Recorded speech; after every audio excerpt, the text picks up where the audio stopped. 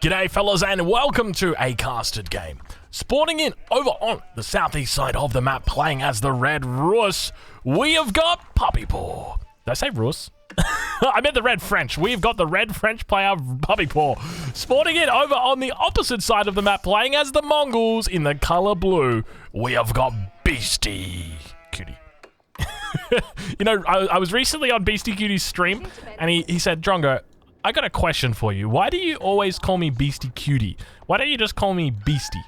And well, my answer, I didn't really provide an answer, but as you guys know, there's a cutie on the end of his name. So I'm gonna try and get myself out of that habit. I'll try my best to stop calling him Beastie Cutie and just call him Beastie because hey, that's his name.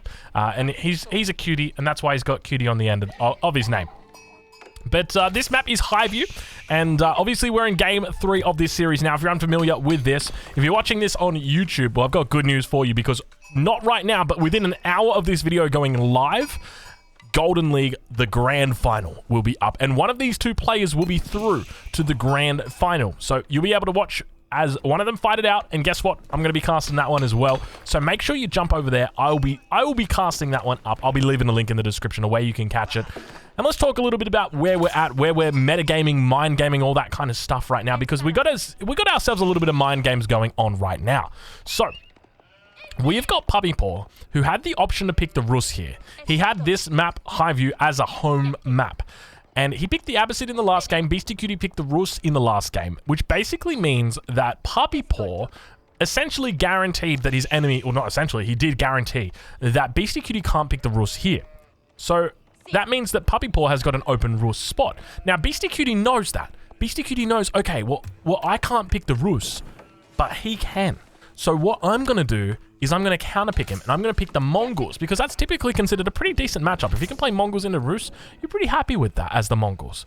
But then Puppy Paw has said, well, I know that he's going to pick the Mongols and counterpick me, so I am going to pick the French. And as you guys will know, the French, well, it's a pretty good matchup for them against the Mongols because you get to play this 2 town center style, and you get to have a pretty strong mid game. So we'll look to see whether Puppy Paw does that, whether he does something a bit different. But that is why we are here. That is why we got this matchup on this map, because typically you would expect to see the Rus coming out. School of Cavalry coming down for Puppy Paw. 4 villagers tapping away at that one. That is going to be a very fast age up. This is actually the fastest age up you can do as France. You can technically go for a faster one if you just pulled all of your villagers onto this landmark. I wouldn't advise it, though. I wouldn't advise it. So this should get him up at about 4 minutes and 6 seconds. That's pretty much what the timing would be, but he did drop it down pretty quick. So I'm going to go with like 4 minutes and 4 seconds for his age up, but we'll have to see. We'll have to wait and see how he plays it, but we can hear deletes going down. We got an outpost. Outpost coming down, so he's just going to delete the mining camp, and we've got ourselves a bit of a spearman rush coming through. I haven't really even been focusing on the game. I've just been busy talking. Villagers just going to get their last little bit of wood, or a little bit of gold rather, and then they're going to come in, also bringing in a couple wolves to help him out. And of course, Beastie Cutie, for anybody wondering, or Beastie, I should say, not Beastie Cutie. Beastie is the ambassador of tower rushes, Mongol tower rushes in particular. He hears the words Mongols, and he does a tower rush. It is not a question of how much he tower rushes, it is just a matter of when he towers. I was trying to think of like something like, you know, when you say jump, he says how high. It's like that kind of thing.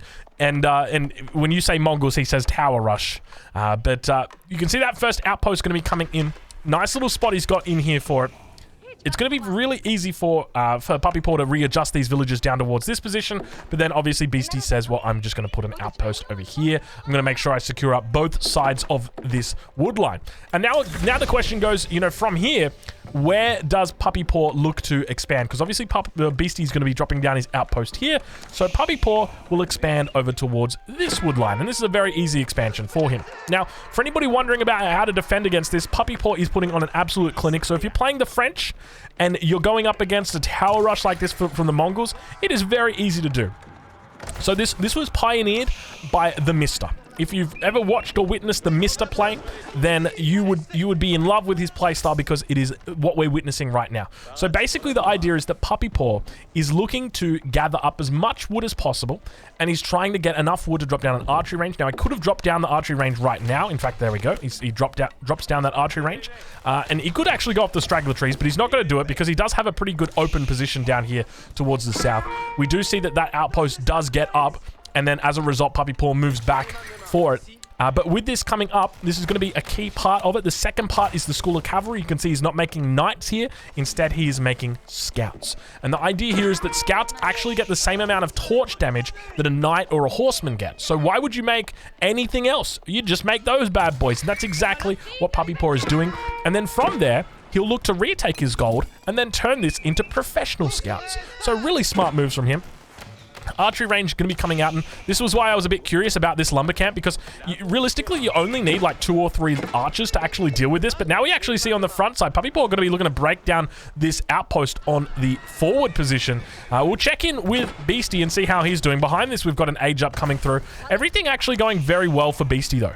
At this point in the game, this is what Beastie wants, because he sort of knows that his enemy is going to be going for this, but he's buying a lot of idle time here, and at the same time, there's a good chance that he is going to cause even more idle time on that backside. Now we see those spears going to fall back. They're not looking like they're going to contest this, and in fact, it looks like Beastie is... This is interesting. This might be a good read here from Puppy Paw. Puppy Paw's got a couple. He's got 1 archer coming out. Second archer going to be making its way out as well. But he is housed right now. In fact, is he housed and he's not even building a house? He doesn't have the wood for it. Ooh, that is an oof right there if I've ever seen one. Puppy Paw definitely under a lot of pressure. And I feel like one of the biggest weaknesses for Puppy is he never went off his straggler trees. And I know it might seem strange, but when you're under a lot of pressure like this against the Mongols, it can make a huge amount of sense to go for these stragglers, because it guarantees you at least 150 wood on each of these bad boys, and you don't even have to drop down a lumber camp. So super smart, but villager looks like it will go down here. Puppy Paw manages to find the villager that was expanding down towards that southern position. We'll take a look over at Beastie's position and see how he is doing, because it's going to be a wheelbarrow. It's going to be arrow slits that come through, and you can tell that Puppy Paw knows that. And Puppy Paw looks to try and break this. We see the attack speed coming in. Spearman looking to dive down. First villager going to be coming up. Going to be served a nice little bit of a spear breakfast. More outposts continue, or more scouts rather, continuing to come in. Villager's going to fall back. It looks like 1 villager going to go down at least. Second villager going to get focused down. Unfortunately, it's going to be losing its life. No, it stays alive. And now those spearmen going to be taken down slowly but steadily by those scouts. They've got plenty of health on them. We can see he's got 7 scouts out now for Puppy Paw. And Puppy Paw going to be looking to drop down a mining camp, I would suspect, and look to try and get that professional scouts. You can see he's got 6 villagers on gold. But ideally, he'd want to get that in sooner rather than later. And the question is, where does he go from here? Because judging from the way that he handled the attack from Beastie, I would say it wasn't the cleanest. It definitely could have been a lot cleaner. Oh, that could have been scary right there.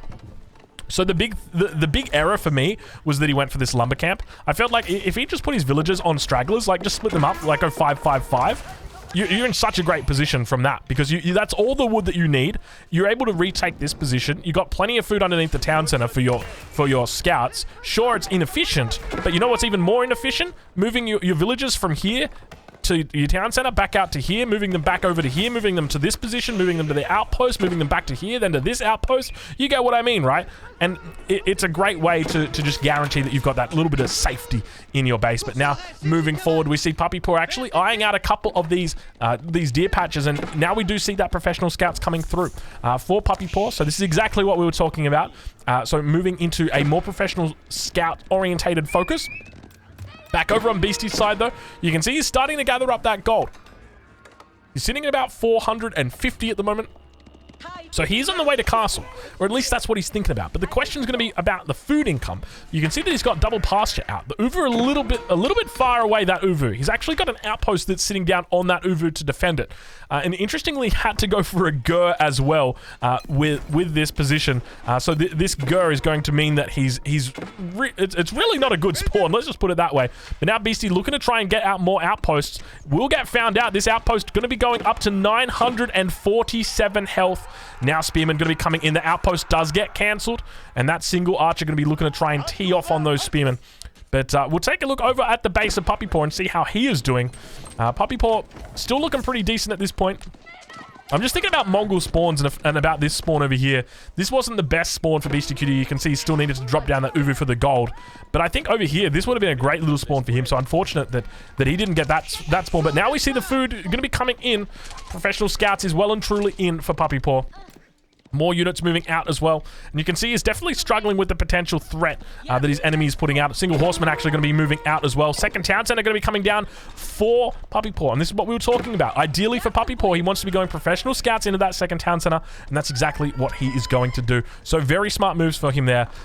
But behind that, we've got Beastie Cutie who's going up to the castle age. And I feel like Beastie's definitely a little bit ahead. And we can see that Beastie's actually moved out onto the deer patch himself. So one of the things that Puppy Paw should be looking to do is come out here and deny this. Say, no, I'm not going to let you take these food sources. You know, these are my food sources. And he's got those deer, those carcasses underneath the town center now. And the other scouts are moving out, but they look like they're moving out, hopefully towards that direction of Beastie Cutie. That is ideally what he wants to do. Landmark now coming down. It's going to be that step red out. Getting dropped down right next to the town center. Good little spot. He's got 3 pastures on the backside. Doing a very smart thing here, though, denying this food from his opponent. And we see that horseman making its way out. Khan going to be able to survive against this unit. It's got a slightly faster movement speed when it gets those charges off. 1.62 versus the 1.88. But now it's going to be able to get off that movement speed. Oh, no, he goes for attack speed arrow. That is a curious decision. He's going to be able to make it towards the town center. And the Khan survives, so no good game getting called just yet. Now turning his attention towards those villagers that are collecting up that hunt. But now we see the professional scouts moving in, and there's a consequence of throwing away those early spears for Beastie Cutie now is that he can't defend this position. You can see one scout going to be left without a deer to carry. That's all right. He'll make his way back home anyway. But there is a second hunt down towards this position. Puppy Paw is aware of it. He knows about this hunt, so he'll be coming back out for seconds. Don't you worry. And now looking to try and apply pressure towards this position. In fact, the Khan did go down. I didn't see that. I heard the sound, but I thought it was the step red out coming up. And Beastie Cutie looking to struggle a little bit, but you can see just such a smart move from him here. Keeping that step red out close to that town center. He's going to be able to put it down. Gets up to that second or third age now. And now it is time for the Lancers. That is correct. We are seeing Lancers. It is double production Lancers coming out for Beastie Cutie. So 4 Lancers. So what does Puppy Paw need to do at this in this position? He needs to go for his own stable. So a second stable. That's exactly what he's doing. I really want to be careful here and say, Puppy Paw, don't age up. If you age up, you are asking. It is a recipe for disaster. I think that at this point, the best thing that Puppy Paw can do is look to play a little bit of a longer feudal. That's okay, but just go very heavy knights. That's a really big thing. And if he's really struggling, don't be afraid to drop down a barracks as well. Get some spearman numbers out for himself. But the big issue that he's going to have is that... So we're going to have double lancer openings here, but the crossbows are going to be coming out eventually. And the thing is, you will need to eventually get up to your own crossbows. But we see that Puppy Paw is going to be scouting out that there are lancers out on the field. He knows that his archers are pretty much useless at this point, so he does throw them away. Looks to try and kill a villager. In fact, gets one. That is very, very nice for Puppy Paw. Nice little trade there, but those lancers are out on the field. Villager count now 36 for Beastie Cutie, compared to 50 for his opponent. So a big difference there, but Beastie is slowly but steadily taking control of the map, and now he's looking to cause some damage, and this is exactly what he needs to do. So right now, this is essentially how the build order works, or the play works, the strategy works, is he needs to cause damage to Puppy Paw, but obviously he's got that timing that he's hit absolutely perfectly. We see that double stable production coming out from the Uvu, and now the first villager of the game, well, not of the game, but you know what I mean. The first villager will be going down from these lancers. Beautiful numbers here as well. Keep in mind, these are feudal knights that are going up against castle age lancers. So there's 40 health difference on these bad boys, and quite a difference when it comes to the damage that they do as well. Puppy Paw out on the edges of this map. 4 villagers out here for now, and we do see a barracks being dropped down. So this is the right decision for him, and he knows that he doesn't want to die. So you can see he's got plenty of production in the queue. Khan coming out across the map as well. We see those knights going to be able to repel those lancers. Good little job right there from his opponent, Puppy Paw.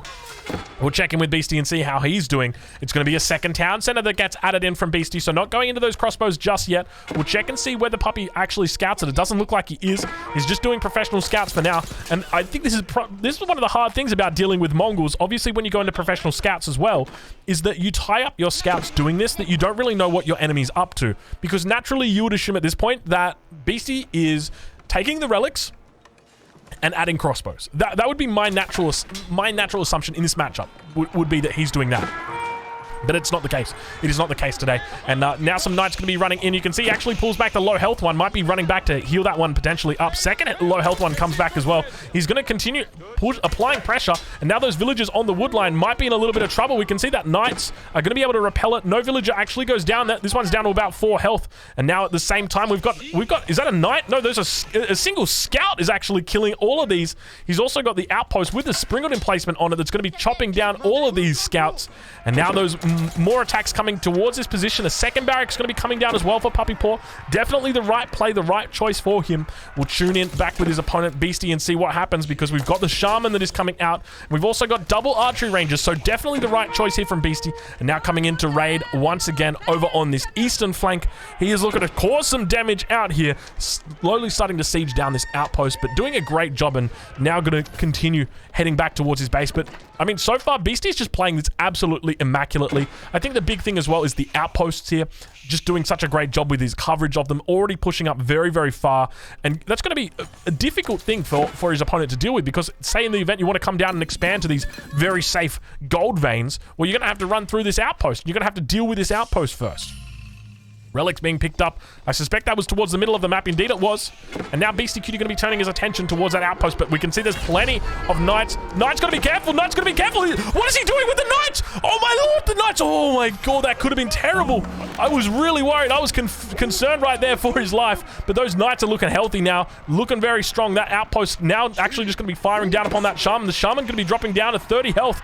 You can see the Knights going to be making their way through. It looks like he's going to be able to get a charge onto that backside. We hear more relics being picked up, one over in the corner, but back towards the middle of the map. It looks like that relic does get dropped. The Shaman gets taken out, and Beastie Cutie now going to be suffering a severe loss there, losing that Shaman. But now all of a sudden we see those Knights going to be able to turn around. Spearmen get a nice little skewer. They managed to stun up 2 of the Lancers on the front side. Beautiful skewers right there. Puppy Paw bringing out the skewers at the perfect time. I didn't order a barbecue, but I tell you what, if you're bringing it to me, I'll take it. What an absolute play right there from the Canadian. And now he hits that Castle Age timing. Did he go Royal Institute? Did he go Guild Hall? I can't even see it. It's Guild Hall. It's in the middle of the base. Monastery coming up as well. Another raid towards the other side. Nope, that is not a raid. That is just scouts being scouts. On the south side, Beastie Cutie continues to expand his presence, his omnipotence. Omnipotence? No, just omnipresence. Let's just go with that one. Second Shaman going down of the game, going down to a wolf. Now, I know a lot of you guys would look at this and say, it's not a big deal, Drongo. It's a Shaman going down. Yeah, it's not a big deal. It's not a big deal. It's a massive deal. It is a massive deal. Now, not only does he have to replace this Shaman that he lost with this one, he has to replace this Shaman that he lost. And now, as well as that, this relic that should have been in the monastery all this time has been sitting out here. Every minute it sits out there, it's 100 less gold. Congratulations. Every single scholar or shaman that dies, that's 150 gold.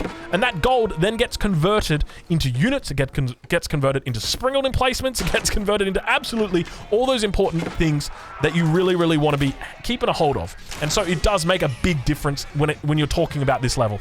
But now Spearman going to be coming out. It looks like Veteran Spearman as well as Veteran Royal Knights has come through. You can see that sprinkled emplacement, or hear it just firing off on these units down below it, focusing on the Veteran Royal Knights. A bit of a raid over towards that northern side as well, but that outpost is going to go down, and with that, going to be able to secure up this position. I'd expect that he looks to try and put a double outpost in this position. But now a little bit of a chop through on this wood line. Unfortunate for him. Ideally, you'd want to see him come back over towards this backside to avoid losing villagers. We'll look to see how he plays it. More spearmen now going to be coming out as well. Instead, just coming back out onto that Knight, or is that a Lancer? Yeah, Lancer down here to the south. Now continuing to clean up these outposts. And I got to say, Puppy Paw is starting to look good. Starting to look healthy. Starting to look happy. Archer behind enemy lines. Wall coming up. He's looking to solidify his position. And with this, he's looking very strong. He's on 87 villagers. Compare that to the 63 of Beastie. And Beastie with the 4 relics, he's going to be happy with that. But the 5th relic is over here on the other side. And just remember, even though it might seem like 4 relics versus 5 relics, or 4 relics versus 1 relic, that's a big deal. Okay, well then let's add sacred sites into it as well. Because now you're talking 4 relics and a relic and a sacred site. And now 5. Over here. So basically, instead of going 4 to 1, you're 5 to 2. And the difference isn't that big. And then there's this one in the middle that you could potentially take, which is now 5 to 3. And now the score's not looking that terrible, is it? No, it's not. And things are starting to look up, I would say, right now for Puppy Paw. But the question is whether he's going to be able to hold on in that late game. Obviously, going up against the Mongols, they are no slouch when it comes to the late game. They've got that siege superiority. They've got the extra range on their the extra range on their Springalds. And that means that they're able to outrange even the culverins are outranged by the Springalds. That is correct. But now those spearmen are going to have to fall back. You can see the crossbows in the tow right now, following it up, doing a great job of just keeping these units alive. He's going to fall back and be very happy with himself. Double spearmen cleaning this up. Beautiful allocation of resources. A lot of people would have looked at this single knight or this single lancer out here and sent like 15 spearmen. I know I would have. I don't have the APM to split up 3 and then remove them from the control group. No, I don't have the time for that. I don't have the money for that. Who do you think you're talking to? No, I don't have that. But obviously Puppy Paw does. He's a rich guy. He's a wealthy guy, and he's definitely going to be wealthy after this tournament ends. He's looking very good. Outpost, going to be able to spot that villager up towards the north. You can see that Puppy Paw, he's already got knights in the vicinity as well, so he'll be able to clean that up. Not to mention the 2 spearmen that were chilling out here before. It looks like he's even going to run into those 2 spearmen from before. A little bit of a raid now down towards his south side. Plenty of spearmen in tow. To group together with an arbaletier, going to be reducing the speed of those units down. He actually loses or trades out those knights there 1 for 1. Make it a 2 for 1. Make it a 2 for 1. Not a bad trade, but not the best. Villager manages to make it to the corner. I don't know how that villager managed to sneak past these 2 spearmen. I really have no clue, but you just... This... Beastie Cutie, how do you do it, man? How do you do it? You're just so annoying. You find the most annoying possible places to be, and then you put yourself there, and then you smile. It is so annoying to play against this stupid playstyle. Oh my lord, dude. These outposts just drive me crazy.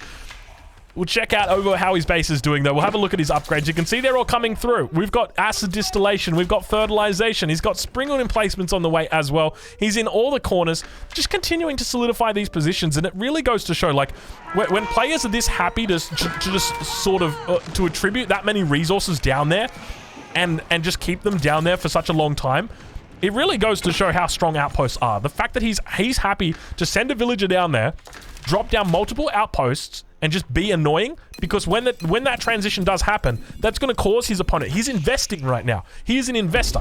Don't think of Wall Street, think of Beastie Cutie.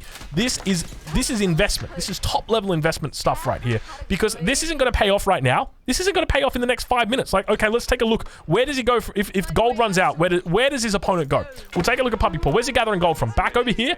He's got 4k gold. Okay, from here he moves to the front. Maybe he drops down a keep over here somewhere. I don't know exactly where he goes. Okay, now I'll come back down here. I reckon 26 minutes is when you're going to see some use out of those. But he's investing in them now because he knows that his enemy is going to need gold eventually. And when he does, these Springalds are not going to only be annoying, but they're going to delay him. And they're also going to draw army down there as well. Villagers got to be careful, though. There are knights that are looming, lancers that are looming, and they do spot out those villagers.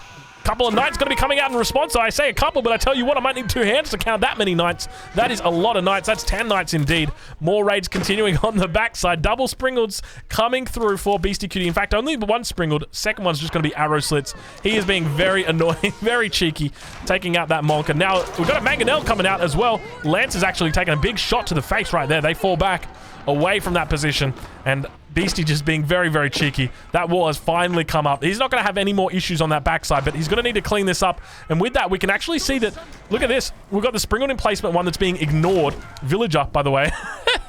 Don't mind me, says the villager. He's just doing his own thing. He's heading into that stealth forest, and this is Beastie's home. He loves to be here. You think he lives in lives in Serbia? That ain't the truth. He lives in the stealth forest right now, and you can see that Puppy Paw.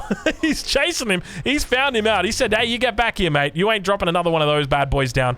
Looks like they're going to be able to clean up this outpost. You can see they did struggle. Gold mine now cleaned up. He's still not down on these gold mines down to the south. Knights continuing to look for those units. And now Springalds coming out in the center of the map. Going to be able to trade out with his opponent's Springalds, but one of them being taken out by the Knights or the Lancers that he hears. Plenty of spears on the backside. A Trebuchet coming out as well. And the Mangonel's now going to be coming through. We enter into the cinematic mode as we begin to witness the defense of the Dark Arts right now. This is absolutely everything the Beastie Cutie is fighting for right now. He's on the 2 town centers behind this, so even in the event he loses his battle, he's still in the game, but things aren't looking the best for him. The double Mangonel's still alive on the backside. That's going to definitely carry him through through this fight as those spearmen look to move up. And a beautiful little hold right there. Look at the pathing, just absolutely terrible for Puppy Paw right now. But plenty of units still here for him. Arbilatria on the backside moving out. The double mangonel looking very well protected. A beautiful little position that he's got in there. A nice little pocket, if you will. More Springald's now going to be coming out for Puppy Paw. Ideally, you'd love to see a second siege workshop added in, just so he's got those extra units, and now going to have to fall back. Lots of crossbows, lots of siege, and a keep going to be getting dropped down now for Puppy Paw. We'll take a look at how he's doing, how he's managing to keep himself afloat. He's obviously got this gold in the middle. There's another goal down towards the south side, and you can see we might have some trouble. We're going to be in the 25th minute. We talked about it a little bit earlier. There is the potential for these villagers to have a little bit of trauma. Let's see exactly how many he loses, how many he loses. He's on 121 at the moment. Compare that to 98 for Beastie. But this is definitely going to cause him pain. It's going to cause him sorrow. It's going to cause him sadness. One of the good things about this position, though, is that he does have this castle established. He's going to be able to move units down here immediately upon realizing that. You can see he's got units chilling out here right now. 3, 2, 1. Springalds have now revealed themselves. Villagers immediately turn their attention towards the first of the outposts. The second one's yet to fire off. The second ones don't have their emplacements. Beastie Cutie has failed to get the emplacements on the second ones. He's only just realized now he's getting the emplacements through. This is actually very big. He can siege these down before Beastie's able to get the emplacements up. This is a big victory right now for his opponent. Puppy Paw looking very good. But now, look at this. He might not even know. He doesn't even know. He doesn't know, Pepela. He doesn't know. Archery Rangers coming down in the center. Going to be picking up that beautiful French rather, bonus, reducing the cost of his units that he makes from these Archery Rangers. You can see right there, 80 and 40. That is not a reduced cost. Wait, he's playing the French, right? Why isn't his cost reduced? Did he build that outside the radius? Puppy Paw. Don't do me like this, Puppy Paw. You're a top 10 player. Don't do me like this, Puppy Paw. You make... Puppy Paw. Come on, man. You can't do me like that. Keep does go down to the south. I guess he's got other things on his mind, but at the same time, I mean, like, when I'm teaching, like, Age of Empires 4, it's like, point 1, read what your civilization bonuses do. There you go. There you go. Get that reduced cost, 25%. You know, it ain't nothing, all right? It ain't nothing. It is a fair amount of reduction, and Puppy Paw's like, I don't need it. I'm okay without it. Don't worry. Don't worry. I love that he builds it too far away. Like, is it just the APM is too high? Is that what it is? I'm not sure exactly, but I would just be very hesitant about this position because I'm not sure if you guys realize this, but there could be outposts sitting in here firing down on these villagers. And we'll have a look and see what Beastie's plans are, but I suspect it would be something along those lines. Yeah, it doesn't surprise me at all. He's so damn annoying. How does he do it? He just always finds a spot. Villager does get found out, though. Arbilatria on patrol. They have indeed spotted out the enemy, the main enemy. Oh, my lord, and the entire time, I apologize, I wasn't watching. Looks like Springald's actually managed to take out that trebuchet. There's counter trebuchets coming out, or rather traction trebuchets coming out for his opponent. Springald's actually looking very, very good right now for Beastie. Earlier, I talked about the prospect of a second siege workshop. It has come out. You can see that he's working overtime to try and get those Springalds out and about. But Beastie Cutie definitely going to be looking like he's got the advantage at this point. Puppy Paw has hit that 200 population. He's going to be working towards Imperial. He's going to be working towards reinforcements, and he's going to be working towards more production. We take a look at his production numbers at the moment. He's got 12 production facilities, 2 siege workshops, 2 barracks, 1 stable, 5 rangers, and 1 school of cavalry. So definitely not super duper good numbers. We'll take a look at how Beastie's doing, because he is maxed out as well, and you can see all that production in queue. He's got 12 as well, 4 archery rangers, 4 stables, 1 barracks, and 1 siege workshop for him, just to get that upgrade. We'll take a look and see whether he got it. Indeed he did. He's gotten greased axles, so his Springalds move a little bit faster. Bit of a ram dance coming down in the middle as well. It's going to be on a mangonel, so it's a little bit different. But a second siege workshop going to get thrown down. I suspect he'll probably want to throw these down on his white stupa, if or when he drops that down. 4.2k gold stacked up as well for Beastie Cutie. So that is plenty of gold to get all those upgrades he needs when he hits Imperial. But now we've got that College of Artillery getting dropped down. You can see Military Academy coming through as well for Puppy Paw, but he's made it through to Imperial Age. Everything seems good for him. Everything seems even. 128 villages versus 110. So military's going to be a little bit in the advantage of Beastie at this point in time, but no Imperial upgrades coming through just yet for Puppy Paw, and that's the big thing, right? Like, when you hit Imperial, what do you want to do? What's the #1 thing you want to do as soon as you hit Imperial? Q upgrades. That is the biggest thing. And roller shutter triggers is going to be his most important upgrade. If he can get an engagement off with roller shutter triggers, he's going to have the range advantage over Beastie. And that's going to make a huge difference here when it comes to these fights. But now Beastie looking to move down towards the south. He knows his enemy is down here. This is where he's gathering gold. Fortunately for Puppy Paw, though, he's going to be able to just chuck a mining camp down here and keep those villagers nice and safe. Beastie reaching Imperial as well. I suspect we're going to have roller shutter triggers coming over on the other side. There it is right there. No improved version just yet. Doesn't have the stone for it, but I suspect it's going to be on the way.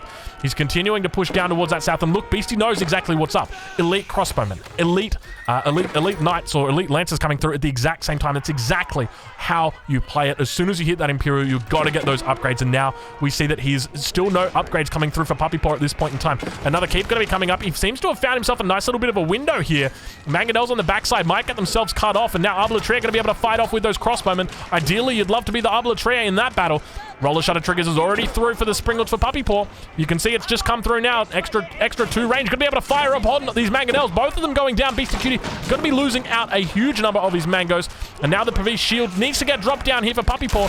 We can see that the Springlets going to be coming out for his enemy. He's got 6 of them down here, but roller shutter triggers ain't going to make the difference right now. These guys don't need that extra 2 range, and we can see that Beastie's still yet to have that upgrade, but still trading out very effectively with his opponent, managing to actually get a beautiful little trade in right there. Elite upgrades now coming through as well. Elite crossbows, plenty of resources in the bank for Beastie right now. The European looking incredibly strong in that western pocket. We'll take a look at how Puppy Paw is doing because he's holding on. He's got a lot of resources in the bank, but it's not the resources that he wants. And a knight, a lancer, begins to hit those villagers on that south side. Going to be able to jump inside the keep. Ideally, you'd love to see Puppy Paw just bring an extra 30 villagers down here and get those upgrades. You can see he's only getting through the veteran horseman upgrade right now. He's going to be thinking about getting those elite upgrades, but they're still not through. No elite Arbalatrier. No elite, obviously no elite archers, but no elite knights either. So he's fighting. Sure, he's in Imperial, but it's Imperial only in its name. It is not Imperial in its actions. Let's take a look and see whether he's got his university. He doesn't. He's only got a blacksmith. We'll take a look over at Beastie's side and see what he's got, because I suspect he's got his. That is correct. We've got a double blacksmith coming out, so obviously the Mongols don't have a university, so technically he doesn't. But you guys get the point. He's now got those upgrades coming through. We've got biology. We've got siege works, so extra health. We've got incendiary arrows. We've got +3s coming through. This is why he is the king of the late game. Beastie Cutie. He never skips a beat. He never drops a button. He never does any of that bad stuff. No sorry, Bob. He knows exactly what he's up to, and he continues to collect the bounties there.